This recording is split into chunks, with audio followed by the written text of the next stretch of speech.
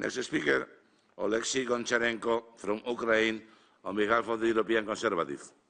Mr. Chairman, I had two questions. The first was about Nadia Savchenko, you already answered. And the second is about the rapid deterioration of the human rights and democratic freedoms situation in the Crimea, which is illegally occupied by the Russian Federation.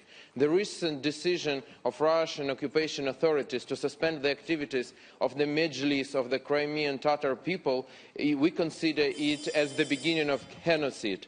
And I want to ask you, what practical steps are you going to make in order to protect the Mejlis and the Crimean Tatar people in general? Thank you.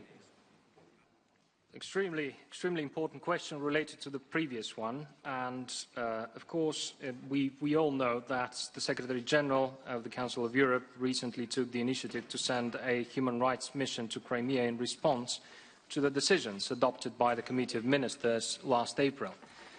This was a call by the Committee of Ministers to the Secretary General in order to do something, as you have already mentioned. The purpose of the mission was to assess the situation on the ground, not to carry out a full-fledged monitoring visit. I have to say this assessment was done through meetings with numerous interlocutors from January 25th to 31st.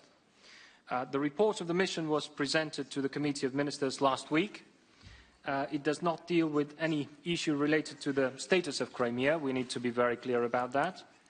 A very large number of delegations within the Committee of Ministers expressed their support for the Secretary General's initiative and the strong hope that this first step will lead to reopening access to Crimea by the Council of Europe monitoring structures. Viable solutions must now be found to this end, and I hope that such solutions can be worked out with the constructive engagement of the parties concerned.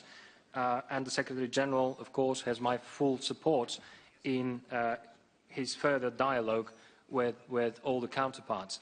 Of course, we all need to contribute to this dialogue. We all need to be involved and to assure that at least that first we have access, and this mission was a good first step towards this, and second, to guarantee that the human rights of the citizens on the ground are protected, or if there are any violations, we can assess them, document them, and take measures further on.